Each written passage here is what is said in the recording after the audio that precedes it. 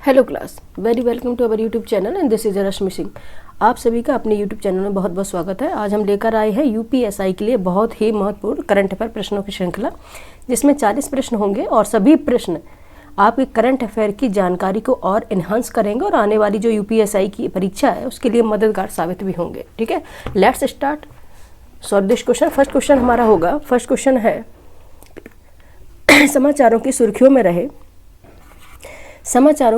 में रहे INS हिमगिरी के बारे में निम्नलिखित में से कौन सा कथन असत्य है। आपको असत्य कथन बताना है और उस पर पहले हम अंडरलाइन कर लेंगे। ऑप्शन ए है, यह प्रोजेक्ट 17 शिवालिक श्रेणी के फ्रिगेट का अनुवर्ती युद्धपोत है जिसे भारतीय नौसेना की पश्चिमी कमांड में शामिल किया गया है। सेकंड ऑप्शन बी में दिया है, भारतीय नौसेना युद्धपोत डिजाइन ब्यूरो द्वारा डिजाइन किया गया है, यह 101वां युद्धपोत है। ऑप्शन सी में दिया गया है, रडार अवशोषक रडार एब्जावरेट मटेरियल और एंगलन डिजाइन के चलते शत्रु देश के रडार पर यह पोत की पहचान कर पाना अत्यधिक कठिन है। ऑप्शन डी में दिया गया है, सी किंग हेलीकॉप्टर ले जाने सकने में सक्षम यह युद्धपोत ब्रह्मोस मिसाइल से लैस होगा। ठीक है, बाकी आपको बता दें कि ये जो काफ़ी जूम मैंने किया हुआ है क्योंकि मोबाइल में क्लियर नहीं दिखता है। लैपटॉप में जो पढ़ते बच्चे उनके लिए तो आसानी रहती पढ़ने में, लेकिन जो बच्चे मोबाइल में पढ़ते हैं उनको क्लियर नहीं दिखता, इसलिए मैंने जूम किया है। ठीक है, आपको कोई भी परेशानी हो तो कमेंट करके ज़रूर बताएं। ठीक है, तो इसका आंसर क्या हो जाएगा बच्चे? इसमें क्या पूछा है, रॉन्ग क्या है? ठीक है, असत्य कौन सा है कथन? असत्य कथन यही हो गया कि यह प्रोजेक्ट 17 श्रेणी के फ्रिगेट का अनुवर्ती युद्धपोत है जिसे भारतीय नौसेना की पूर्वी कमांड में नहीं पूर्वी कमांड में शामिल किया गया है। कौन सी कमांड में शामिल किया है? पूर्वी कमांड में। पहले इसको हम थोड़ा थिकनेस कम करेंगे। कौन सी कमांड में शामिल किया गया है? पूर्वी कमांड में शामिल किया गया है। ठीक है, पूर्वी कमांड में शामिल किया गया है, इसीलिए ये रॉन्ग हो जाएगा। ऑप्शन ए हमारा राइट आंसर हो जाएगा। ठीक है, ऑप्शन ए हमारा राइट आंसर हो जाएगा। नेक्स्ट चलेंगे, क्वेश्चन नंबर सेकंड है। क्वेश्चन नंबर सेकंड है, INS उदयगिरी समाचारों की सुर्खियों में रहा है, इसके बारे में निम्नलिखित में से कौन सा कथन सत्य है? आपको सत्य कथन बताना है। फर्स्ट है, इसे भारतीय नौसेना के वॉरशिप डिजाइन ब्यूरो द्वारा डिजाइन किया गया है। सेकंड स्टेटमेंट है, इसे भारतीय नौसेना की पूर्वी कमांड के पूर्वी बेड़े में 26 अगस्त 2025 को शामिल किया गया है। थर्ड स्टेटमेंट है, इस युद्धपोत पर 290 प्लस किलोमीटर तक मार कर सकने वाली ब्रह्मोस मिसाइल तैनात की जाएगी। और फोर्थ स्टेटमेंट हमारा है, यह युद्धपोत सोनार प्रणाली से लैस है तथा गहरे पानी में पनडुब्बी का पता लगाने में सक्षम है। उपयुक्त कथनों में से कौन से कथन सही होंगे? Option A, option B, option C, option D में से आपको पता लगाना है कौन से क्वेश्चन सही होंगे, कौन से स्टेटमेंट सही हो जाएंगे। ठीक है, इसे भारतीय नौसेना के वॉरशिप डिजाइन ब्यूरो द्वारा डिजाइन किया गया है, एब्सोल्युटली करेक्ट। सेकंड स्टेटमेंट है, इसे भारतीय नौसेना की पूर्वी कमांड के पूर्वी बेड़े में 26 अगस्त 2025 को शामिल किया, ये भी सही है। थर्ड स्टेटमेंट है, इस युद्धपोत पर 290 प्लस किलोमीटर तक मार कर सकने वाली ब्रह्मोस मिसाइल तैनात की जाएगी, ये भी सही है। और फोर्थ स्टेटमेंट है, यह युद्धपोत सोनार प्रणाली से लैस होगा तथा गहरे पानी में पनडुब्बी का पता लगाने में सक्षम है, ये भी सही है। ठीक है, जितने चारों ही स्टेटमेंट कथन थे चारों ही सही है, तो ऑप्शन हमारा हो जाएगा डी, सभी चार। ठीक है, सभी चार हो जाएगा। नेक्स्ट चलेंगे क्वेश्चन नंबर थर्ड पर। क्वेश्चन नंबर थर्ड है, शंघाई सहयोग संगठन का 25वां शिखर सम्मेलन कहाँ आयोजित हुआ है? Option A Shanghai, option B Tianjin, option C Beijing, option D Chengdu. कहाँ पे हुआ है? ठीक है, ये बहुत इंपॉर्टेंट क्वेश्चन है, बच्चे लास्ट तक जरूर देखिएगा। 40 क्वेश्चन है, ज़्यादा क्वेश्चन भी नहीं है। शंघाई सहयोग संगठन का 25वां शिखर सम्मेलन कहाँ आयोजित हुआ है? ये हुआ है तियानजिन में। ठीक है, कहाँ हुआ? तियानजिन। आप पूछेंगे तियानजिन कहाँ? ये चीन में है। ठीक है, कहाँ है? चीन में है तियानजिन। ठीक है, ऑप्शन क्या हो गया? बी राइट आंसर हो गया। ठीक है, ऑप्शन बी इसका राइट आंसर हो गया। नेक्स्ट चलेंगे, क्वेश्चन नंबर 4 है। क्वेश्चन नंबर 4 है, निम्नलिखित में से किसे रेमन मैग्सेसे पुरस्कार 2025 से सम्मानित किया गया है? किसे सम्मानित किया गया? फर्स्ट है प्रथम एजुकेशन फाउंडेशन भारत, सेकंड है शाहीना अली मालदीव, थर्ड है Flaviano Antonio L Villanueva Philippines, fourth है educate girls the foundation to educated girls globally, fourth है ये। ठीक है, और फिफ्थ में देखेंगे, स्क्रॉल कर लेते हैं। अच्छा, सही कोड पर आपको जवाब देना है, आपकी ABCD में से कौन से सही हो जाएंगे। ठीक है, कौन से सही होंगे। ठीक है, आइए देख लेते हैं।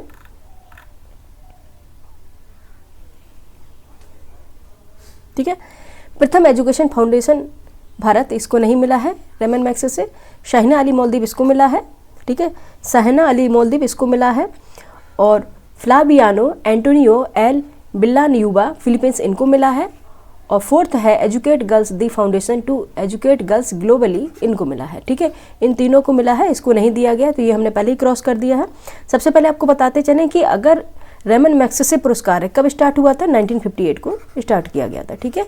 1958 को स्टार्ट किया गया था रेमन मैग्सेसे पुरस्कार। इस तरह से अभी पीसीएस का एग्जाम हुआ था, हाल ही में पीसीएस का एग्जाम हुआ था, इसमें पूछे गए थे इस तरह से कि कौन सी संस्था या कोई भी पुरस्कार कब स्टार्ट किए गए हैं, ठीक है। इसलिए जानकारी के लिए बताते चल रहे हैं, 1958 में रेमन मैग्सेसे पुरस्कार लागू किया गया था, ठीक है। तो फर्स्ट स्टेटमेंट रॉन्ग होगा और फिर हमारा कूट क्या निकलेगा, ठीक है, आइए देख लेते हैं। अगर हम इसे एलिमिनेशन प्रोसेस से चलेंगे, ठीक है, कई बार क्वेश्चन नहीं आती हुए अगर हम एलिमिनेशन प्रोसेस यूज़ करें तो काफ़ी हद तक क्वेश्चन राइट होने की संभावना रहती है, ठीक है। फर्स्ट ये भी गलत हो जाएगा, इसमें फर्स्ट ये भी गलत हो जाएगा, ये भी गलत हो जाएगा, ऑप्शन निकल के आएगा बी। ऑप्शन क्या होगा, बी होगा, ठीक है। नेक्स्ट चलेंगे, क्वेश्चन नंबर 5 है। क्वेश्चन नंबर 5 है समाचारों की सुर्खियों में रहे विक्रम के बारे में निम्नलिखित में से कौन सा कथन सत्य है, ठीक है। फर्स्ट स्टेटमेंट दिया गया है भारत का पूर्णतः स्वदेशी 32 बिट माइक्रो प्रोसेसर है। सेकंड है इसे इसरो की सेमीकंडक्टर प्रयोगशाला SCL द्वारा विकसित किया गया। थर्ड स्टेटमेंट है इसे अंतरिक्ष प्रक्षेपण वाहनों की कठोर पर्यावरणीय परिस्थितियों का सामना करने के लिए डिजाइन किया गया है। सही कूट आपको बताने क्या होंगे, सही कूट बताने आपको क्या होंगे, option A, option B, option C, option D में से क्या होंगे, ठीक है। आइए देख लेते हैं। यह भारत का पूर्णतः स्वदेशी 32 बिट माइक्रो प्रोसेसर है, ठीक है, विक्रम, ये सही है। इसे इसरो की सेमीकंडक्टर प्रयोगशाला SCL द्वारा विकसित किया, ये भी सही है। और थर्ड स्टेटमेंट भी सही है, इसे एक अंतरिक्ष प्रक्षेपण वाहनों की कठोर पर्यावरणीय परिस्थितियों का सामना करने के लिए डिजाइन किया गया, ये भी सही है, ठीक है। अब अगर इसका सही कूट देखेंगे, अगर तीनों सही हैं तो फिर क्या हो जाएगा, डी हो जाएगा, डी आंसर राइट हो जाएगा, ठीक है। फर्स्ट सेकंड थर्ड सभी सही है तो डी आंसर राइट हो गया। नेक्स्ट चलेंगे क्वेश्चन नंबर 6 पे। क्वेश्चन नंबर 6 है भारत थाईलैंड संयुक्त सैन्य अभ्यास। भारत थाईलैंड संयुक्त सैन्य अभ्यास मैत्री, ठीक है, मैत्री 14, ये 14 है, रोमन लैंग्वेज में लिखा हुआ है। 14 कहाँ आयोजित किया गया, ठीक है। फर्स्ट है ऑप्शन ए है उमरोई मेघालय, ऑप्शन बी है बबीना उत्तर प्रदेश, ऑप्शन सी है जोधपुर राजस्थान, ऑप्शन डी है महू मध्य प्रदेश। महू होता है, महू है, महू नहीं है, महू है मध्य प्रदेश, ठीक है। बताइए क्या राइट आंसर हो जाएगा। क्वेश्चन नंबर 6 का आंसर हो जाएगा ऑप्शन ए। कहाँ हुआ ये, उमरोई मेघालय में हुआ है, ठीक है, उमरोई मेघालय में किया गया है। भारत थाईलैंड संयुक्त सैन्य अभ्यास है जिसे मैत्री 14 का कहा जाता है और ये उमरोई मेघालय में संपन्न हुआ है। नेक्स्ट चलेंगे क्वेश्चन नंबर 7। क्वेश्चन नंबर 7 है निम्नलिखित में से कौन सा ऑपरेशन केंद्रीय रिजर्व पुलिस बल द्वारा अकेले नहीं चलाया गया, ठीक है। कौन सा ऑपरेशन केंद्रीय पुलिस रिजर्व बल द्वारा अकेले नहीं चलाया गया है। ऑप्शन ए ऑपरेशन प्रहार, ऑप्शन बी ऑपरेशन महादेव, option C operation red hunt, option D operation green hunt. कौन सा नहीं चलाया गया आपको बताना है। कौन सा नहीं चलाया गया, ऑपरेशन महादेव, ठीक है। ऑप्शन बी राइट आंसर होगा, ऑपरेशन महादेव अकेले नहीं चलाया गया, ठीक है। ऑपरेशन महादेव भारतीय सेना और CRPF और जम्मू कश्मीर पुलिस बल द्वारा जम्मू कश्मीर के लिंडवास क्षेत्र में महादेव पहाड़ियों पर चलाया गया, ठीक है। इसीलिए इसे ऑपरेशन महादेव कहा जाता है क्योंकि ये महादेव की पहाड़ियों पर चलाया गया है, ठीक है। और ये क्यों किया गया था, इसमें अभी पहलगांव जो घटना हुई थी जिसमें 79 भारतीयों की हत्या की गई थी, जिसमें 3 पाकिस्तानी जो आतंकवादी थे, जिस सुलेमान अफगान तथा जिब्रान को मार गिराया है, ठीक है। सुलेमान अफगान और जिब्रान इनको मार गिराया है इसमें, ठीक है, किसमें, ऑपरेशन महादेव में। और बाकी जितने भी है ये ऑपरेशन प्रहार है, ऑपरेशन रेड हंट है, ऑपरेशन ग्रीन हंट है, ठीक है। ये अकेले ही अब चलाए गए हैं CRPF के द्वारा, ठीक है। किसके द्वारा, CRPF के द्वारा अकेले ही चलाए गए हैं। नेक्स्ट चलेंगे क्वेश्चन नंबर 20 का राइट आंसर हो गया। नेक्स्ट चलेंगे क्वेश्चन नंबर 8 है। एक्चुअली जहाँ पे एक्सप्लेनेशन देना होगा वहाँ पे हम एक्सप्लेनेशन दे के ही चलेंगे और जहाँ पे जरूरत नहीं है वहाँ पे हम उसको स्किप करेंगे। क्वेश्चन नंबर 8 है अन्नपूर्णा रॉय निम्नलिखित में से किस कारण से समाचारों में सुर्खियों में रही, ठीक है। अन्नपूर्णा रॉय निम्नलिखित में से किस कारण से समाचारों में सुर्खियों में रही। ऑप्शन ए इन्होंने इटली के वेनिस में आयोजित 82 यानी कि 82वें वेनिस फिल्म फेस्टिवल में songs of the forgotten trees film के लिए सर्वश्रेष्ठ निर्देशन का पुरस्कार जीता। ऑप्शन बी उनके एक उपन्यास को बुकर पुरस्कार से सम्मानित किया गया है, ठीक है। किससे सम्मानित किया है, बुकर पुरस्कार से सम्मानित किया गया, ठीक। ऑप्शन पहले ही सही है, ठीक है, ऑप्शन ए ही सही है, ठीक है। इससे क्या है, इन्होंने इटली के वेनिस में आयोजित 82वें वेनिस फिल्म फेस्टिवल में songs of the forgotten trees film के लिए सर्वश्रेष्ठ निर्देशन का पुरस्कार जीता है। ऑप्शन ए इसका राइट आंसर हो गया, बाकी तो पढ़ने की जरूरत नहीं है क्योंकि पहले ही ऑप्शन ही सही हो गया, ठीक है। नेक्स्ट चलेंगे क्वेश्चन नंबर, अच्छा आप यहाँ पे स्क्रॉल करेंगे, यहाँ पे 1 मिनट बच्चे,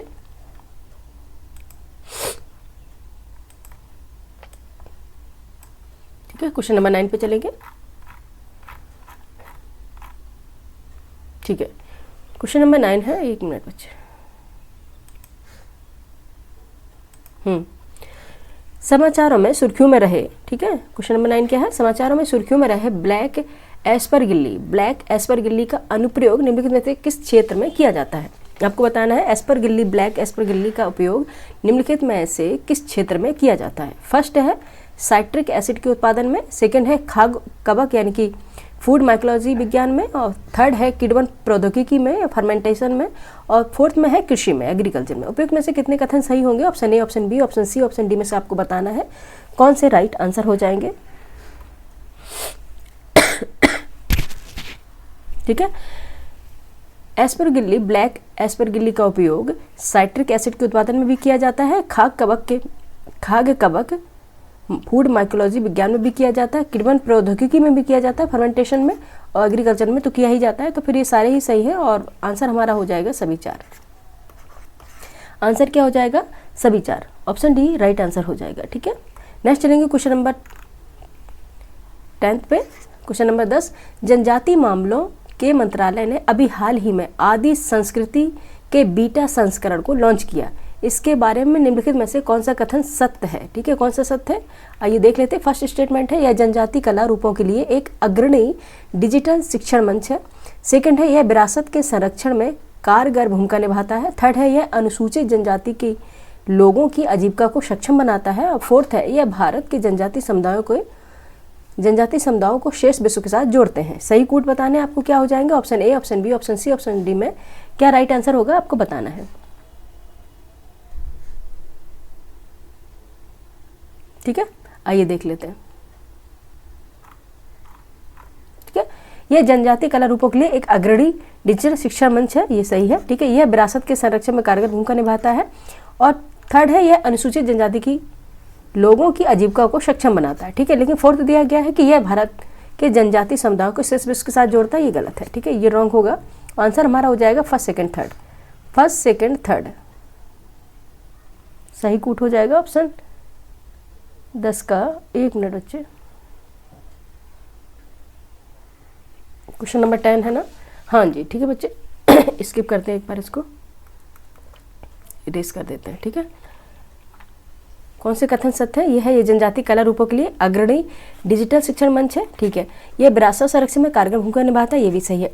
यह अनुसूचित जनजाति के लोगों की आजीविका को सक्षम बनाता है, ये भी सही है। यह भारत के जनजातीय समुदायों को शेष विश्व के साथ भी जोड़ता है, ये भी सही है, ठीक है।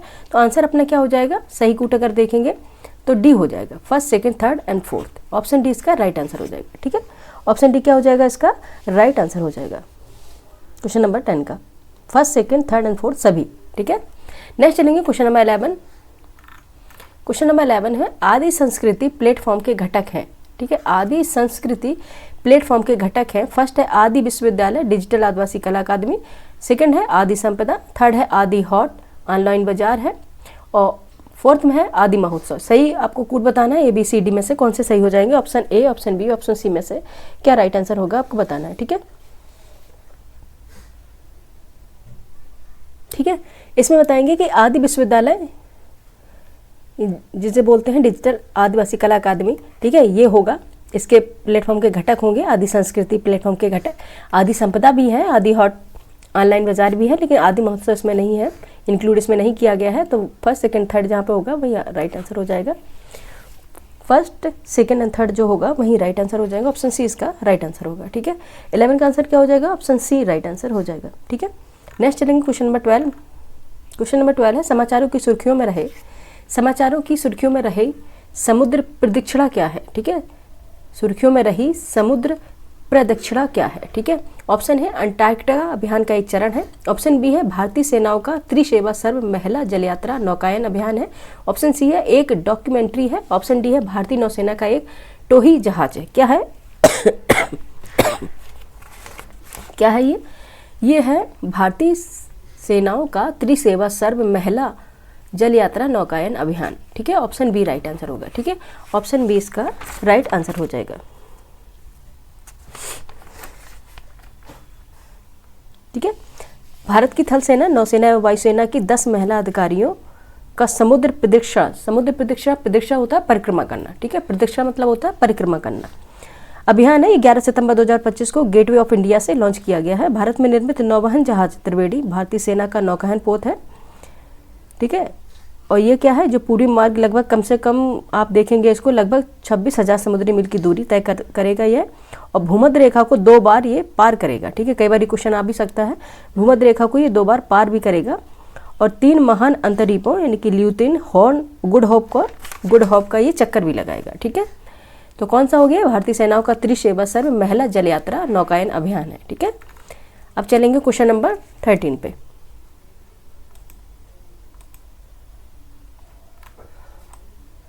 ठीक है, क्वेश्चन नंबर 13 ये हो गया।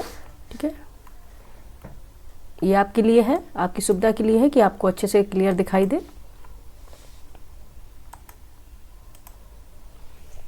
क्वेश्चन नंबर 13 है नई दिल्ली में, ये क्वेश्चन नंबर 13 है नई दिल्ली में 10 से 11 सितंबर 2025 को आयोजित पर्पल फेस्ट 2025 पर्पल फेस्ट निम्नलिखित में से किस समुदाय के समावेशता, गरिमा और सशक्तिकरण का उत्सव था? ठीक है, आपको बताना। ऑप्शन ए दिव्यांगजन, ऑप्शन बी है LGBTQIA+1, option C transgender, option D प्रत्यक्ष महिलाएं। किसके लिए था? क्वेश्चन नंबर 13 का आंसर बताइए। ये था दिव्यांगजन के लिए। ठीक है, किसके लिए था? दिव्यांगजन के लिए थे। ऑप्शन ए राइट आंसर हो जाएगा। ठीक है, 13 का आंसर क्या हो जाएगा? ऑप्शन ए हो जाएगा। ठीक है, नेक्स्ट चलेंगे क्वेश्चन नंबर 14।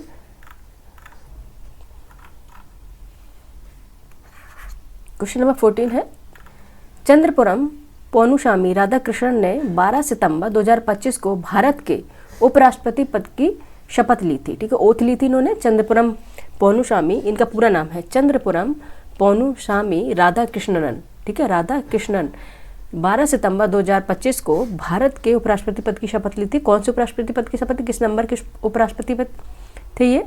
किस नंबर के वाइस प्रेसिडेंट थे? आपको बताना है। ऑप्शन ए 14वें, ऑप्शन बी 15वें, ऑप्शन सी 16वें, ऑप्शन डी 17वें। किस नंबर के थे? क्वेश्चन नंबर 14 का आंसर बताइए फटाफट। ये थे 15वें नंबर के। ठीक है, यहाँ पे लिखेंगे 15वें नंबर के वाइस प्रेसिडेंट। ठीक है, कौन से है? पोनुसामी राधाकृष्णन। ठीक है, ऑप्शन बी राइट आंसर होगा। नेक्स्ट देखेंगे 15 नंबर के हैं ये। क्वेश्चन नंबर 15 है निम्नलिखित पर विचार करना है। निम्नलिखित पर विचार करना है। फर्स्ट है स्टेटमेंट सोलर पीवी विनिर्माण क्षमता का निर्माण करना। सोलर पीवी विनिर्माण क्षमता का निर्माण करना। सेकंड है रोजगार सृजन। थर्ड है समेकित प्लांटों की स्थापना करना। और फोर्थ है प्रौद्योगिकी आत्मनिर्भरता प्राप्त करना। उपयुक्त में से कितने उत्पादन संबंधित प्रोत्साहन PLI योजना के घोषित उद्देश्य हैं? आपको बताना है कौन से ये इसके घोषित उद्देश्य होंगे। Option A, option B, option C, option D में से क्या राइट आंसर हो जाएगा? क्वेश्चन नंबर 15 का आंसर बताइए फटाफट। इस तरह के क्वेश्चन जब होते हैं तो ऑल क्वेश्चन अधिकांश इसके जब सभी जो होंगे सारे स्टेटमेंट ही सही होंगे। ठीक है, सोलर पीवी विनिर्माण क्षमता का निर्माण करना है, रोजगार सृजन भी है, प्लांटों की स्थापना भी करना है और आत्मनिर्भरता भी प्राप्त करना है। ये सभी इसके लक्ष्य हैं, सभी इसके उद्देश्य हैं। तो आंसर हो जाएगा हमारा डी। ठीक है, आंसर क्या हो जाएगा? डी हो जाएगा। क्वेश्चन नंबर 15 का आंसर क्या हो गया बच्चे? डी हो गया। नेक्स्ट चलेंगे क्वेश्चन नंबर 16 पे चलेंगे। क्वेश्चन नंबर 16 है भारतीय रुपए के बाह्य मूल्य के संबंध में निम्नलिखित में से कौन सा कथन सत्य है? ठीक है, कौन सा सत्य है? फर्स्ट स्टेटमेंट है कम अस्थिर रुपया भारतीय परिसंपत्तियों को निवेशकों के लिए अधिक आकर्षक बनाता है। सेकंड है कमजोर रुपया निर्यातकों को लाभ पहुंचाता है क्योंकि इससे उनके उत्पाद विदेशी खरीदारों के लिए सस्ते हो जाते हैं। थर्ड है रुपए का अवमूल्यन प्रशुल्कीय प्रभावों को नियंत्रित करने में सहायता नहीं करता है। सही कूट आपको बताना। Option A, option B, option C, option D में कौन सा राइट आंसर हो जाएगा क्वेश्चन नंबर 16 का? ठीक है, ठीक है। देखेंगे कम अस्थिर रुपया भारतीय परिसंपत्तियों को के निवेशकों के लिए अधिक आकर्षक बनाता है, ये सही है। ठीक है, सेकंड स्टेटमेंट है कमजोर रुपया निर्यातकों को लाभ पहुंचाता है क्योंकि इससे उनके उत्पाद विदेशी खरीदारों के लिए सस्ते हो जाते हैं। ठीक है, ये बाकी पूरा है, हम इसको इकोनॉमिक्स में पढ़ाते, पूरा इसका एक कॉन्सेप्ट है वो बाद में बताएंगे। थर्ड है रुपए का अवमूल्यन प्रशुल्कीय प्रभावों को नियंत्रित करने में सहायता नहीं करता है, ये स्टेटमेंट रॉन्ग हो जाएगा। आंसर अपना निकल के आएगा B, first and second. Answer क्या निकल के आया? बी, ऑप्शन बी इसका राइट आंसर हो जाएगा। फर्स्ट एंड सेकंड स्टेटमेंट इसका राइट हो गया 16 का। ठीक है, नेक्स्ट चलेंगे क्वेश्चन नंबर 17 पर। क्वेश्चन नंबर 17 है सितंबर 2025 में भारत और मॉरिशस सितंबर 2025 में भारत और मॉरिशस के प्रधानमंत्रियों की शिखर बैठक किस शहर में हुई? आपको बताना है किस शहर में हुई है। Option A Nai Delhi, option B Hyderabad, option C Varanasi, option D Ahmedabad. कहाँ पे हुई है आपको बताना है। क्वेश्चन नंबर 17 का आंसर कहाँ पे हुई है? ये वाराणसी में हुई है। ठीक है, कहाँ पे हुई है? वाराणसी में हुई है। ठीक है, भारत के प्रधानमंत्री नरेंद्र मोदी और मॉरिशस के प्रधानमंत्री डॉक्टर नवीन चंद्र राम गुलाम। ठीक है, नाम इसलिए बता रहे हैं क्योंकि कई बार नाम पूछ लेते हैं। मॉरिशस के प्रधानमंत्री डॉक्टर नवीन चंद्र राम गुलाम के बीच शिखर बैठक हुई थी 11 सितंबर 2025 को बनारस में। ठीक है, जिसमें 7 जो समझौते पर हस्ताक्षर किए गए थे। कितने? 7 समझौतों पर हस्ताक्षर हुए थे। ठीक है, नेक्स्ट चलेंगे क्वेश्चन नंबर कितना हो गया? 17 हो गया, ऑप्शन सी इसका राइट आंसर हो गया। अब चलेंगे क्वेश्चन नंबर 18 पर। ठीक है,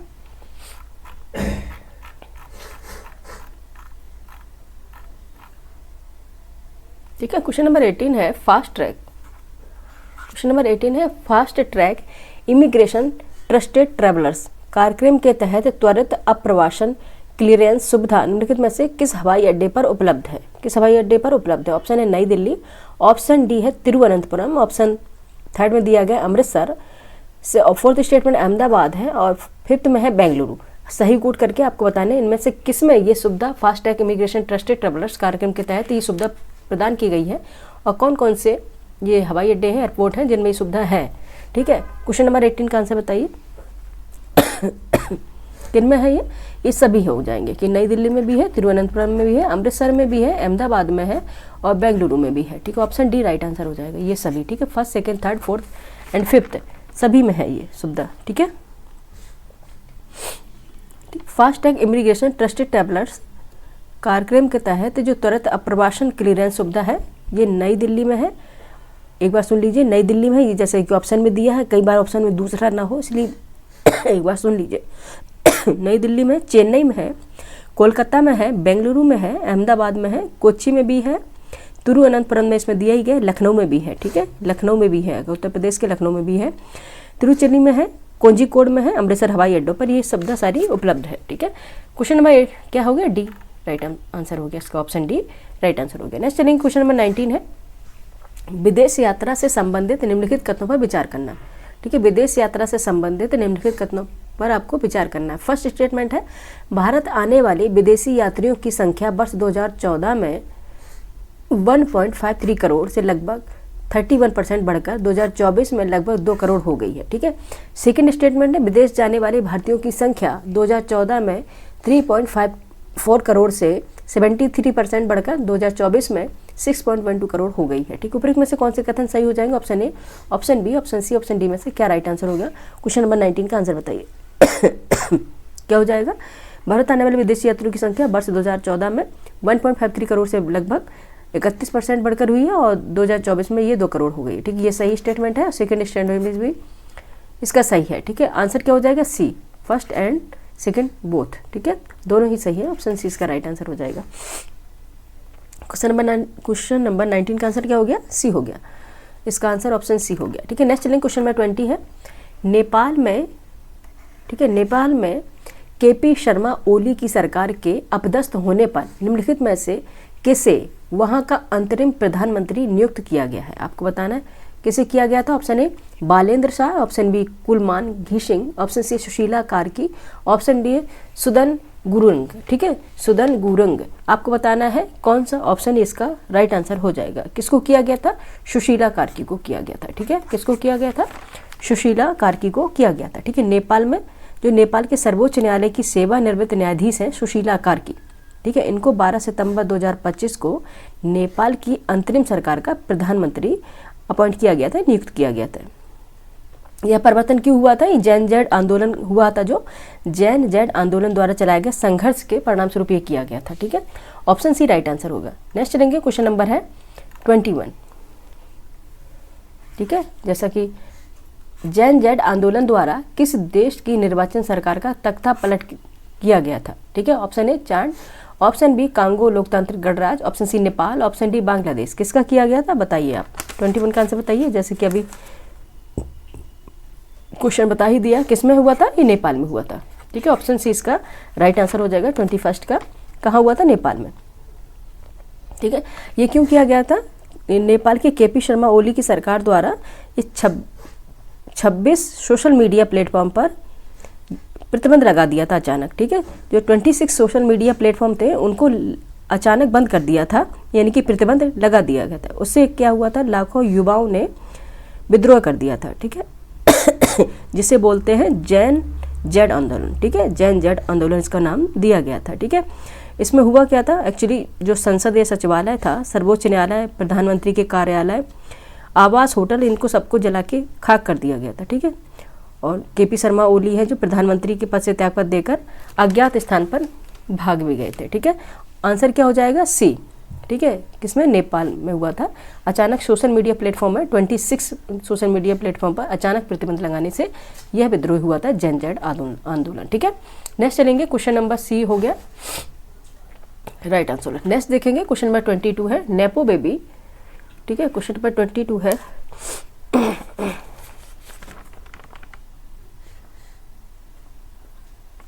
ठीक है। नेपो बेबी, नेपो किड्स के बारे में निम्नलिखित में से कौन से कथन सत्य है? फर्स्ट स्टेटमेंट है इनका संबंध वंशवाद से है, जिसमें सत्ता प्रतिष्ठानों से जुड़े लोगों की संतानें योग्यता के आधार पर नहीं बल्कि अपने माता पिता की स्थिति के आधार पर सुख सुविधाओं का उपभोग करती हैं। सेकेंड स्टेटमेंट है नेपाल में जैन जेड आंदोलन में युवाओं का आरोप है कि शीर्ष, इसको अभी हम जूम कर लेते हैं, थोड़ा यहाँ पे स्क्रॉल करेंगे।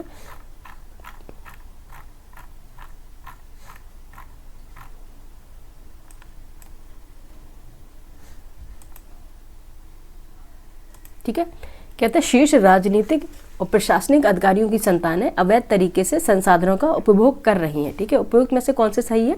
Option A, option B, option C, option D पे कौन सा राइट आंसर हो जाएगा? क्वेश्चन नंबर 22 का आंसर बताइए फटाफट, ठीक है। ये दोनों ही सही है कि इनका संबंध वंशवाद से है। नेपो किड्स आपने नाम सुना भी होगा, जिसमें सत्ता प्रतिष्ठानों से जुड़े लोगों की संतानें योग्यता के आधार पर नहीं बल्कि अपने माता पिता की स्थिति के आधार पर सुख सुविधाओं का उपभोग करती हैं। सेकंड है नेपाल में जैन जेड आंदोलन में युवाओं का आरोप है कि शीर्ष राजनीतिक प्रशासनिक अधिकारियों की संतानें अवैध तरीके से संसाधनों का उपभोग करती हैं, ठीक है। ये दोनों ही स्टेटमेंट सही है, ठीक है, ठीक है। क्योंकि अगर गवर्नमेंट जो भी सेक्टर है, ठीक है, वहाँ पे योग्यता को आधार बनाना चाहिए, ना कि नेपो किड्स को, ठीक है। ऑप्शन सी इसका राइट आंसर हो जाएगा, ठीक है। कहीं भी कोई भी सेक्टर है, अगर योग्य व्यक्ति वहाँ पर चुनकर जाएगा, ठीक है, तो जो काम है वहाँ अच्छे तरीके से हो पाएगा, ठीक है। नेपो किड्स का ये ज़्यादा क्या है, नेपो किड्स के बारे में अभी क्या ही बोले, चलते हैं अपने क्वेश्चन पे चलते हैं। बाकी विवादित ये क्वेश्चन है, नहीं इस पर पढ़ते हैं। क्वेश्चन नंबर 23 है, क्वेश्चन नंबर 23 है समाचारों की सुर्खियों में रही कुजीपा रामबा गुफाएं किस राज्य में स्थित हैं? कुजीपा रामबा गुफाएं किस राज्य में स्थित है? Option A Tamil Nadu, option B Kerala, option C Karnataka, option D Madhya Pradesh. किस राज्य में आपको बतानी है? किसमें है? केरल में, ठीक है। कहाँ पे है? केरल में है कुजीपा रामबा गुफाएं, ठीक है। केरल में कन्नूर पयावूर बागानों में जो है ये एक रहस्यमय गुफाएं हैं, ठीक है। कौन सी? कुजीपा रामबा गुफाएं कहाँ पे है? केरल में है, ठीक है। 23 का आंसर क्या हो गया आपका? बी हो गया। नेक्स्ट चलेंगे, ऑप्शन बी इसका राइट आंसर हो गया। 24 है किस देश के प्रधानमंत्री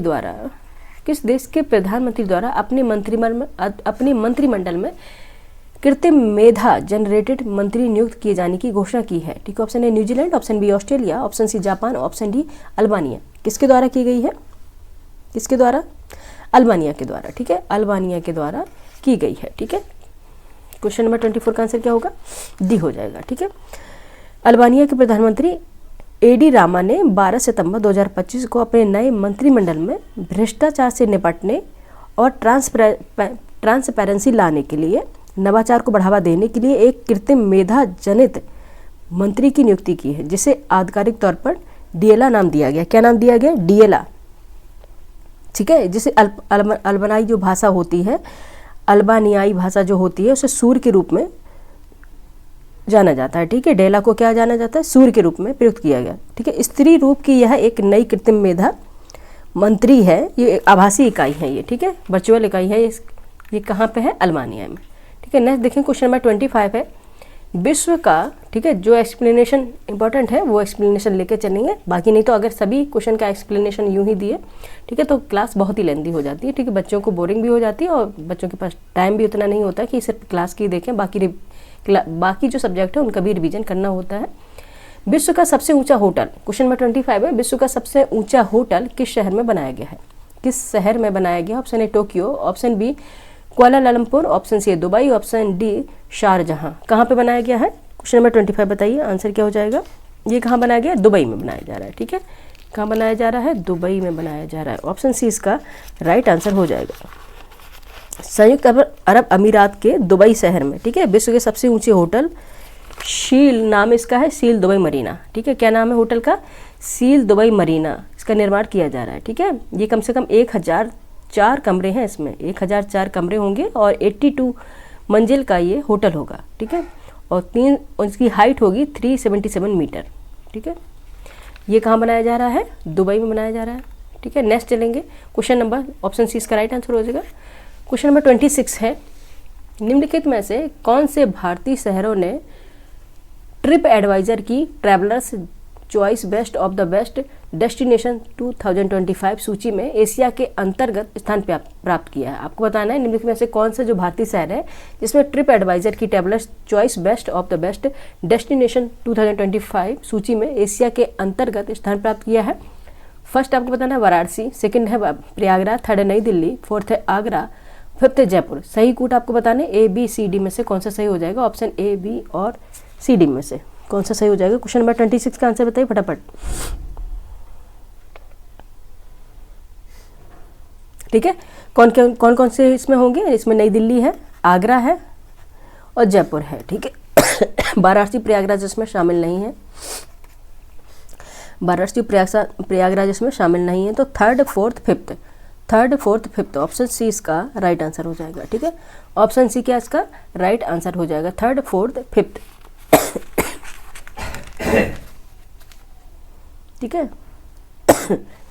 एक बार इसका एक्सप्लेनेशन देख लेते हैं, काफ़ी इंपॉर्टेंट है। ठीक है, ट्रिप एडवाइजर की travellers choice best of the best destination 2005 Asia सूची में जो Bali Indonesia, Hanoi Vietnam, Bangkok Thailand और होई अन वियतनाम, इनको स्थान मिला है, और जिसमें सियप रीप कंबोडिया को, फुकेट थाईलैंड को और काठमांडू नेपाल को स्थान भी मिला है। ठीक है, क्वेश्चन नंबर 26 का ऑप्शन सी राइट आंसर हो जाएगा। नेक्स्ट चलेंगे क्वेश्चन नंबर 27, निम्नलिखित में से किस शहर में भारतीय नौसेना का स्वदेशी तटीय नेवल बेस INS अरावली स्थापित किया गया है? Option A Jaipur, option B Gurugram, option C Bengaluru, option D Noida.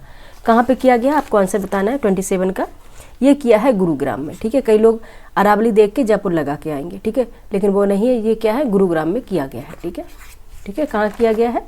Gurugram में किया गया है। ठीक है, गुरुग्राम हरियाणा में किया गया है ये INS अरावली नौसैनिक अड्डा है, ये इसकी स्थापना की गई है। ठीक है, नेक्स्ट चलेंगे क्वेश्चन नंबर, ऑप्शन 20 का राइट आंसर हो जाएगा। नेक्स्ट चलेंगे क्वेश्चन नंबर 28 है वक्फ संशोधन अधिनियम 2025 पर सर्वोच्च न्यायालय द्वारा सुनाए गए अनंतिम आदेश के संदर्भ में निम्नलिखित कथनों पर आपको विचार करना है। फर्स्ट स्टेटमेंट है वक्फ संशोधन अधिनियम 2025 अवैध है। सेकंड है कोई विवादित संपत्ति वक्फ है या नहीं इसका निर्धारण जिला अधिकारी नहीं कर सकता। सेकंड स्टेटमेंट हो गया। थर्ड स्टेटमेंट है 22 सदस्यीय केंद्रीय वक्फ काउंसिल में 4 से अधिक गैर मुस्लिम सदस्य नहीं हो सकते हैं। थर्ड हो गया ये। ठीक है, अब चलेंगे हम अपने क्वेश्चन नंबर, इसके फोर्थ स्टेटमेंट चलेंगे। ठीक है, इसको थोड़ा हमें स्क्रॉल करना पड़ेगा, ये आपकी सुविधा के लिए किया गया है, क्योंकि अगर हम जूम नहीं करेंगे तो मोबाइल में पढ़ना मुश्किल हो जाएगा। ठीक है,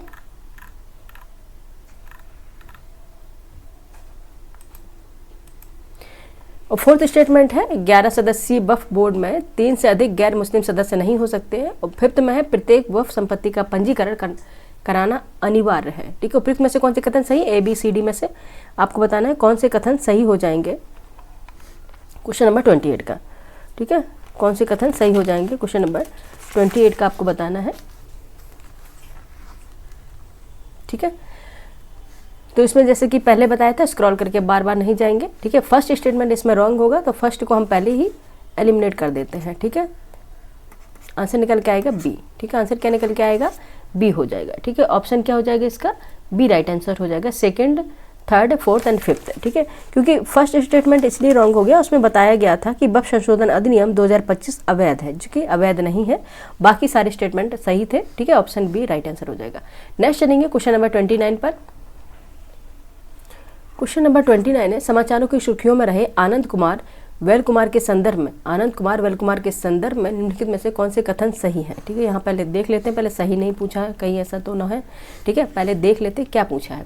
फर्स्ट स्टेटमेंट है आनंद कुमार वेल कुमार ने स्पीड स्केटिंग विश्व चैंपियनशिप 2025 में पुरुषों की सीनियर 1000 मीटर स्प्रिंट प्रतिस्पर्धा में स्वर्ण पदक जीता है। सेकेंड स्टेटमेंट है विश्व स्केटिंग चैंपियनशिप में स्वर्ण पदक जीतने वाले वे पहले भारतीय हैं। सही कूट आपको बताने, option A, option B, option C, option D में क्या राइट आंसर होगा। क्वेश्चन नंबर 29 का आंसर आपको बताना है। क्या आंसर सही हो जाएगा, आनंद कुमार बेल कुमार ने स्पीड स्केटिंग विश्व चैंपियनशिप 2025 में पुरुषों की सीनियर 1000 मीटर स्प्रिंट प्रतिस्पर्धा में स्वर्ण पदक जीता है। सही है, विश्व स्केटिंग चैंपियनशिप में स्वर्ण पदक जीतने वाले पहले भारतीय हैं। ठीक है, पहले क्या है, भारतीय किस में स्वर्ण पदक जीतने वाले, विश्व स्केटिंग में। ठीक है, विश्व स्केटिंग चैंपियनशिप में पहले पदक जीतने वाले भारतीय हैं। तो आंसर क्या हो जाएगा अपना, सी हो जाएगा। 1 और 2 दोनों हो जाएंगे, ऑप्शन सी इसका राइट आंसर हो जाएगा क्वेश्चन नंबर 29 का। ठीक है, नेक्स्ट चलेंगे क्वेश्चन नंबर 30 है। क्वेश्चन नंबर 30 है समाचारों की सुर्खियों में रही वैशाली, समाचारों की सुर्खियों में रही वैशाली रमेश बाबू के बारे में निम्नलिखित में से कौन से कथन सही हैं। कौन से कथन सही आपको बताना है। फर्स्ट स्टेटमेंट है उन्होंने फाइड महिला की ग्रांड स्विस 2025 प्रतिस्पर्धा जीती। सेकंड है फाइड महिला की ग्रांड स्विस 2025 प्रतिस्पर्धा उन्होंने 2 बार जीती है। ये सेकंड स्टेटमेंट भी दिया गया। सही आपको कथन बताना है, option A, option B, option C, option D में से राइट आंसर आपको चुनना है कि कौन सा आंसर सही हो जाएगा। क्या हो जाएगा, आंसर सही होगा। ठीक है, उन्होंने फाइड महिला की ग्रांड स्विस 2025 प्रतिस्पर्धा जीती है। ठीक है, ये भी सही है। सेकंड स्टेटमेंट फाइड महिला की ग्रांड स्विस 2025 प्रतिस्पर्धा उन्होंने 2 बार जीती है। ठीक है, तो कितने बार जीती है, 2 बार जीती है। आंसर क्या हो जाएगा, फर्स्ट और second, option C is the right answer of this question. ठीक है, फर्स्ट एंड सेकंड। 30 का आंसर हो जाएगा आपका ऑप्शन सी। ठीक है, नेक्स्ट चलेंगे क्वेश्चन नंबर 31 पे। 31 है समाचारों की सुर्खियों में रहा वन तारा। ठीक है, वन तारा एक प्राणी बचाव एवं पुनर्वास सुविधा भारत के किस औद्योगिक घराने से जुड़ी है। ठीक है, वन तारा एक प्राणी बचाओ एवं पुनर्वास सुविधा भारत के किस औद्योगिक घराने से जुड़ी है। ऑप्शन ए रिलायंस समूह, ऑप्शन बी अदानी समूह, ऑप्शन सी आदित्य बिरला समूह, ऑप्शन डी टाटा समूह। किससे जुड़ी हुई है, काफी ये लाइमलाइट में भी रहा था। किससे जुड़ी है, ये रिलायंस समूह से जुड़ी है। ठीक है, अनंत अंबानी से संबंधित भी है। ठीक है, किससे जुड़ी है, रिलायंस समूह से जुड़ी है, ऑप्शन ए वन तारा है। ठीक है, ये कहाँ पे, जामनगर गुजरात में रिलायंस फाउंडेशन द्वारा संचालित एक प्राणी बचाओ एवं पुनर्वास सुविधा है। ठीक है, और सर्वोच्च न्यायालय ने इस पर काफ़ी आपत्तियां भी दर्ज करें गई थी, लेकिन सर्वोच्च न्यायालय ने 15 सितंबर 2025 को निर्णय दिया था कि इस संस्था द्वारा कोई भी पशुओं का अधिग्रहण अवैध नहीं है। ठीक है, और इससे जुड़े हुए कौन से, अनंत अंबानी। ठीक है, ऑप्शन ए राइट आंसर है। नेक्स्ट देखेंगे क्वेश्चन नंबर 32 है। क्वेश्चन नंबर 32 है हालिया दिनों में समाचारों की सुर्खियों में रहे नेग्लेरिया फाउलेरी के बारे में निम्नलिखित में से कौन से कथन सही है। क्या पूछ रहे हैं आपसे, हालिया दिनों में समाचारों की सुर्खियों में रहे कौन से, नेग्लेरिया फाउलेरी। ठीक है, नेग्लेरिया फाउलेरी, ये अंडरलाइन कर लेते हैं, इसके बारे में आपको बताना है। 1 मिनट स्क्रॉल कर रहे हैं, अच्छा यहाँ पे जाएगा। ठीक है, फर्स्ट स्टेटमेंट है इसे आमतौर पर ब्रेन ईटिंग अमीबा कहा जाता है। ठीक है, क्या कहा जाता है, ब्रेन ईटिंग अमीबा कहा जाता है किसे, नेग्लेरिया फाउलेरी को। ठीक है, सेकंड स्टेटमेंट इसमें देखेंगे, स्क्रॉल कर लेते हैं फटाफट। ठीक है, अब सेकंड स्टेटमेंट यह स्वतंत्र रूप से रहने वाला जीव है। और थर्ड स्टेटमेंट में है इसे प्राइमरी अमीबिक मोनिंगो एंसेफेलाइटिस PAM जानलेवा बीमारी होती है। और फोर्थ है, इस बीमारी से केरल में 18 लोगों की मौत हो चुकी है। सही कोड आपको बताना, option A, option B, option C, option D में से क्या राइट आंसर हो जाएगा आपको बताना है। क्वेश्चन नंबर किसका बताना है आपको, यहाँ आपको बताए थे, ये तो हो ही गया था, बंतारा भी हो गया था, ठीक है। कौन सा था, क्वेश्चन नंबर 32, नेग्लेरिया फाउलेरी, ठीक है, नेग्लेरिया फाउलेरी, ठीक है। तो क्या हो जाएगा इसका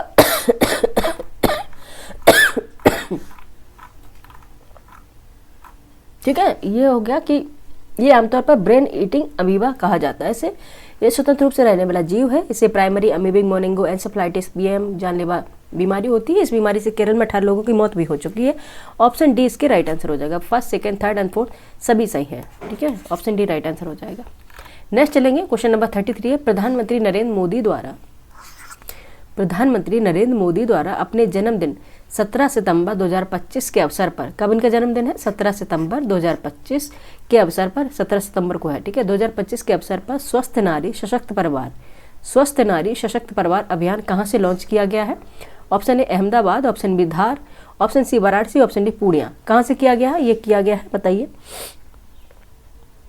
ठीक है, कहाँ से किया गया, धार से किया गया है, ठीक है। धार कहाँ पे, MP में है, ठीक है, धार MP का एक जिला है, ठीक है, धार यहाँ से किया गया है। सशक्त नारी स्वस्थ परिवार, ठीक है, कहाँ पे है, स्वस्थ परिवार, सशक्त परिवार ये है। स्वस्थ, अगर स्वस्थ नारी होगी तो सशक्त परिवार होगा, ठीक है। ये क्वेश्चन नंबर 33 का आंसर हो जाएगा ऑप्शन बी, ठीक है, यहाँ पे हम कर देते हैं mention, option B right answer हो जाएगा, ठीक है। स्वस्थ नारी सशक्त परिवार अभियान 17 सितंबर से 2 अक्टूबर के बीच 2025 तक सारे देश में चलाया गया था, ठीक है। नेक्स्ट चलेंगे, क्वेश्चन नंबर है 34। क्वेश्चन नंबर 34 है, चाइल्ड न्यूट्रिशन ग्लोबल रिपोर्ट 2025 किस संगठन द्वारा जारी की गई, ठीक है। चाइल्ड न्यूट्रिशन ग्लोबल रिपोर्ट 2025 किस संगठन द्वारा जारी की गई है। ऑप्शन ए विश्व आर्थिक मंच WEF, ऑप्शन बी है यूनिसेफ, ऑप्शन सी है save the children, option D है चाइल्ड राइट्स इंटरनेशनल नेटवर्क। किसके द्वारा जारी की गई है, क्वेश्चन नंबर 34 का आंसर बताएं फटाफट। ये की गई है यूनिसेफ के द्वारा, ठीक है। Child nutrition global report 2025 UNICEF द्वारा जारी की गई है। ऑप्शन इसका क्या हो जाएगा, बी राइट आंसर हो जाएगा, ठीक है, बी राइट आंसर हो जाएगा, ठीक है, क्या हो जाएगा, बी राइट आंसर हो जाएगा। नेक्स्ट चलेंगे, क्वेश्चन नंबर है 35 पर, उपराष्ट्रपति पद पर रहे व्यक्तियों के संबंध उनके कार्यकाल की अवधि के बढ़ते क्रम में निम्नलिखित में से कौन सा क्रम सही होगा। ये PCS में आया था क्वेश्चन, इस तरह से आया था ना, PCS में क्वेश्चन आया था, ठीक है। और ये पहले ही मैगजीन आ गई थी, ठीक है, मैगजीन पहले ही आ गई थी। अगर जिन लोगों ने ये क्वेश्चन करे होंगे, ठीक है, तो उनका ये क्वेश्चन जरूर सही हुआ होगा, ठीक है। और फर्स्ट है M हामिद अंसारी, सेकंड है जाकिर हुसैन, थर्ड है CP राधाकृष्णन, ये वाइस प्रेसिडेंट है, BD जत्ती। इनके कार्यकाल के अकॉर्डिंग क्रोनोलॉजिकल ऑर्डर में आपको अरेंज करना है, ठीक है, कार्यकाल के अकॉर्डिंग क्रोनोलॉजिकल ऑर्डर में आपको अरेंज करना है। क्वेश्चन नंबर 35 बताइए क्या आंसर हो जाएगा, आइए अरेंज कर लेते हैं, ठीक है। सबसे पहले देखते हैं डॉक्टर जाकिर हुसैन, ठीक है, डॉक्टर अहमद अंसारी जाकिर हुसैन है, ठीक है।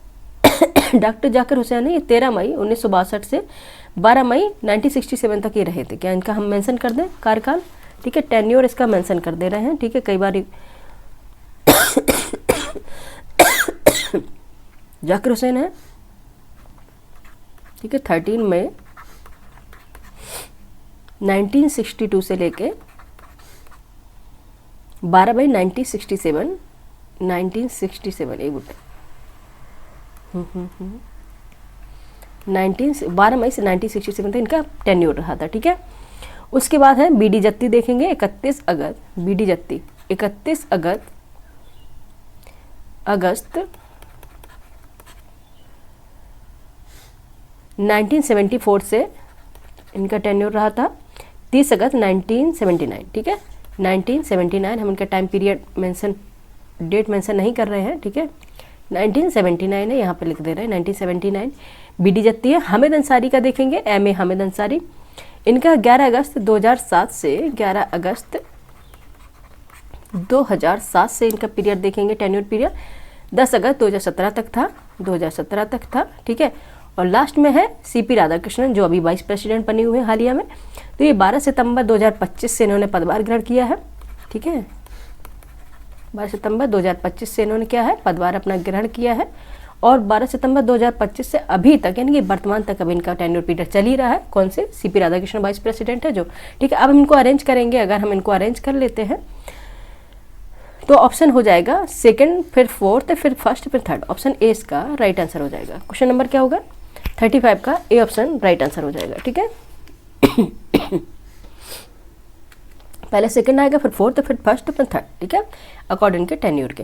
नेक्स्ट चलेंगे क्वेश्चन नंबर 36 के। ठीक है, इंपॉर्टेंट क्वेश्चन है। इस तरह से सेम पीसीएस में क्वेश्चन पूछा गया था, सेम पीसीएस में क्वेश्चन आया था। ठीक है, आप लोगों ने जिन्होंने पीसीएस अटेम्प्ट किया होगा ये क्वेश्चन, और जो एग्जाम में अपीयर होंगे उन्हें पता होगा। ठीक है, अपीयर हुए होंगे उनको पता होगा। नेक्स्ट देखें क्वेश्चन नंबर 36 से, समाचारों की सुर्खियों में रहे घोस्ट बैट्स। घोस्ट बैट्स के बारे में, यानी कि घोस्ट बैट्स के बारे में निम्नलिखित में से कौन सा कथन सही है। बैट्स मतलब समझ रहे हैं आप, चमगादड़। ठीक है, क्या है, चमगादड़ के बारे में निम्नलिखित में से कौन सा कथन सही है। फर्स्ट है, घोस्ट बैट्स MG-28A 38 फुट लंबे सैन्य ड्रोन है। थर्ड है, ये एक प्रकार के रोबोट विंगमैन की तरह कार्य करते हैं। थर्ड है, ऑस्ट्रेलिया इन तथाकथित कोलोबरेटिव लड़ाकू विमानों के विकास और उत्पादन में भारी निवेश कर रहा है। सही कूट आपको बताना है।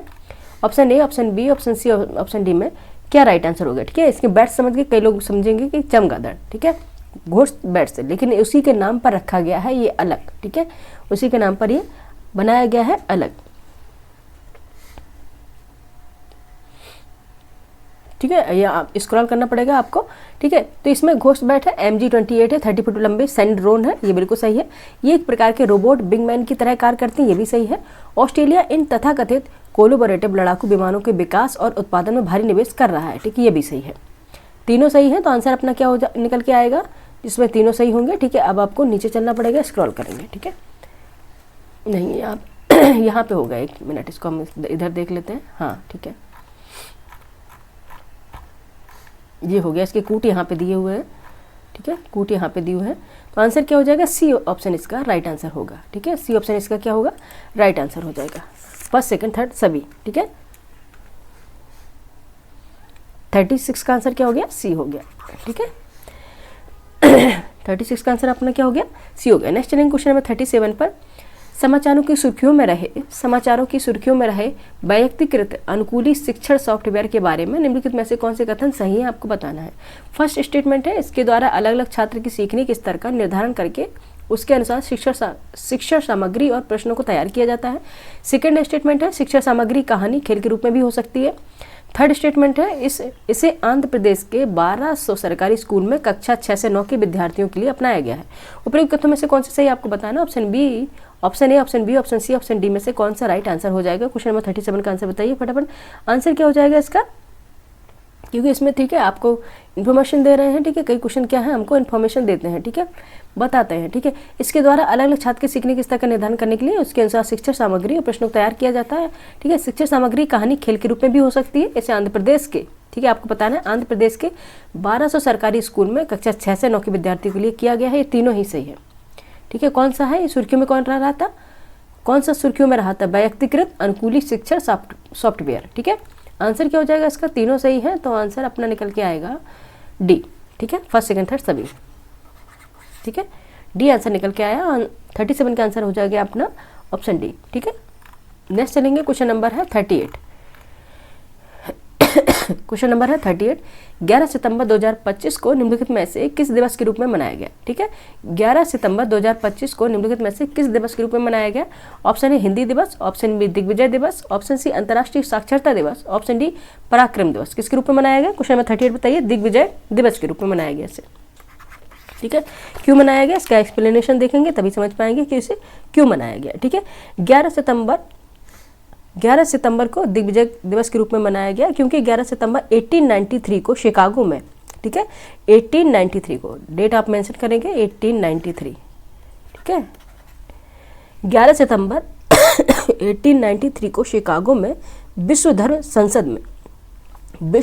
संसद में स्वामी विवेकानंद द्वारा दिए गए भाषण की, ठीक है, उन्होंने जो स्पीच दी थी उनकी स्मृति में प्रत्येक वर्ष 11 सितंबर को दिग्विजय दिवस के रूप में मनाए जाने की घोषणा की गई है। ठीक है, ऑप्शन बी इसका राइट आंसर हो जाएगा। ठीक है, शिकागो में विश्व धर्म संसद के सभा में जो उन्होंने स्पीच दी थी 11 सितंबर को, ठीक है, इस दिन को दिग्विजय दिवस के रूप में मनाने की घोषणा की है। ठीक है, इंपॉर्टेंट है ये क्वेश्चन। आंसर अपना क्या हो गया? बी। नेक्स्ट चलेंगे, क्वेश्चन नंबर 39 है भौगोलिक संकेतांक। क्वेश्चन नंबर 39 है भौगोलिक संकेतांक यानी जियोग्राफिकल इंडिकेशन टैग के संदर्भ में निम्नलिखित में से कौन से कथन सही नहीं है। यहाँ पर देखेंगे क्या पूछा है, सही नहीं है। ठीक है, सिली मिस्टेक यानी ह्यूमन एरर जिसे बोलते हैं, अधिकांश हो जाती है, अच्छे आते हुए क्वेश्चन भी गलत हो जाते हैं क्योंकि हम ये नहीं देखते पूछा क्या है।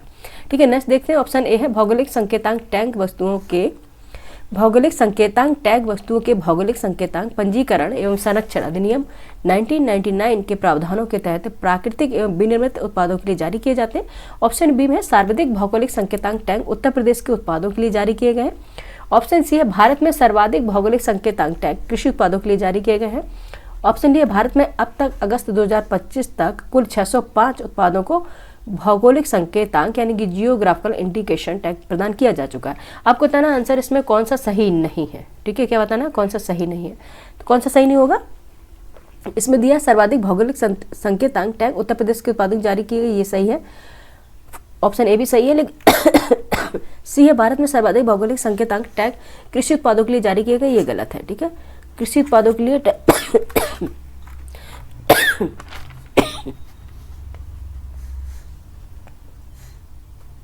ठीक है, सर्वाधिक जो भौगोलिक जियोग्राफिकल इंडिकेशन है ये सबसे ज़्यादा किसे मिले हैं? हस्तकला उत्पादों के लिए मिले हैं। ठीक है, हैंडीक्राफ्ट के लिए मिले हैं, ना कि एग्रीकल्चर को, ना कि कृषि उत्पादों के लिए मिला है। ठीक है, सबसे पहले देखेंगे तो जीआई टैग सबसे ज़्यादा हस्तकला उत्पादों के लिए दिए गए हैं, इसके बाद कृषि उत्पादों के लिए दिए गए हैं, उसके बाद खाद्य उत्पाद आते हैं, उसके बाद फिर विनिर्माण मैन्युफैक्चर के लिए दिए गए हैं, लास्ट में प्राकृतिक उत्पाद है जिनका 3 स्थान है प्राकृतिक उत्पादों को दिए गए हैं। ठीक है, और यूपी में सबसे ज़्यादा जीआई टैग मिले हैं। ठीक है, क्वेश्चन नंबर क्या हो जाएगा?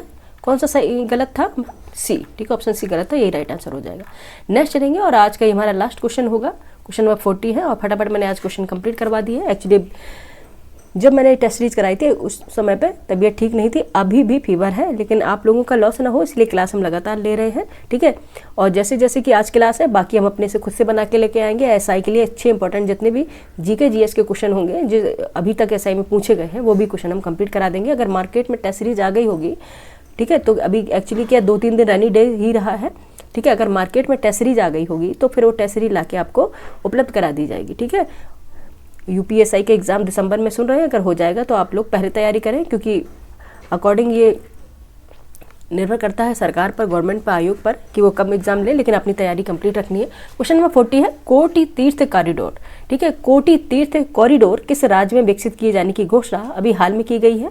Option A Tamil Nadu Rameswaram, option B Goa दिवरदीप, option C Gujarat Dwarka, option D Puducherry. किसमें की गई है बताइए, किसमें की गई है? ये गोवा दिवरदीप में की गई है। ठीक है, गोवा दिवरदीप।